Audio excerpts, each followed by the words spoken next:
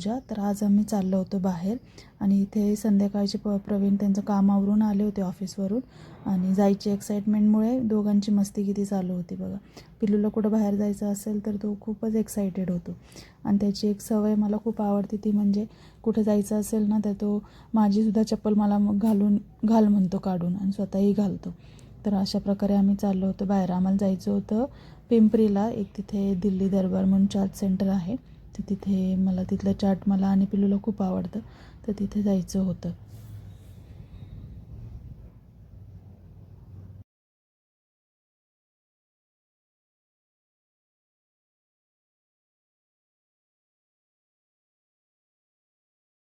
करायची मला सगळे बटन्स दाबायचे आहेत. टोडलर आहे ना म्हणून. ही लहान मुलं लहान असतात तेव्हाच छान वाटतं. जसं जसे मोठे होतात ना इतकं त्रास देतात ना, की त्यांना सगळ्याच गोष्टी स्वतःच करायच्या असतात, भले त्यांना ते जमो न जमो.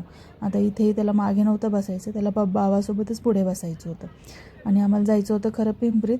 पण अचानक प्रवीण म्हटले की आपण दादाकडे एक चक्कर मारून येऊया, जो की आमच्या मोठ्या मामाचा मुलगा आहे. तो इथं अकोर्डीलाच आहे शिकायला. तर त्याच्याकडे काही सामान होतं जे गावाकडनं आणायचं होतं, आम्ही विसरून आलो होतो ते, तर तेही घ्यायचं होतं आणि त्याला पण आम्ही घेऊन जाणार होतो बाहेर. पण त्याच्या कॉलेजचं जे हॉस्टेल आहे तिथे 10 नंतर बाहेर अलाउड नाही आणि आम्हाला तिथे पोचायलाच 9:30 पावणे 10 झाले होते. हे जे आहे हे सगळं त्याच्या हॉस्टेलच्या बॅक साईडचं आहे. तर आम्ही अशा प्रकारे त्याच्याकडे गेलो. त्याला भरपूर म्हटलं आम्ही चल म्हणून, पण त्याचं जे आहे हॉस्टेलचा रूलच आहे की 10 नंतर बाहेर नाही जायचं. सो आम्ही त्याला फक्त भेटूनच म्हटलं माघारी येऊया आणि तिथे गेल्यानंतर सगळ्यात जास्त जो आनंद आहे तो आमच्या पिल्लूलाच होतो.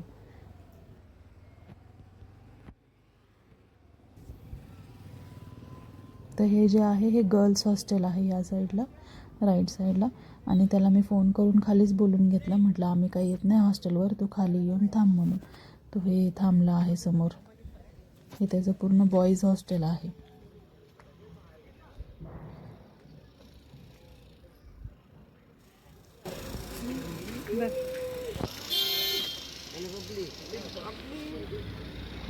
किशी दादूला किशी दे की, किशी दे, हागू दे. विसरला काय? हागू कर की दादूला, हागू कर. दादू दे इकडे ती बॅग, त्याला हागू कर.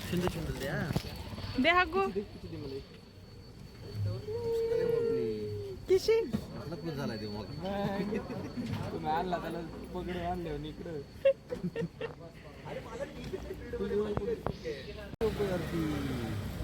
पिलू दादा पण वरती कुठे? पिलू दादा दादूला पिलू दादा कुठे?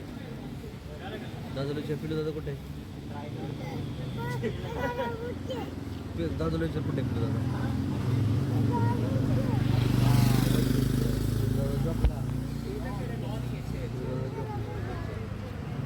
गेला पिलू दादा.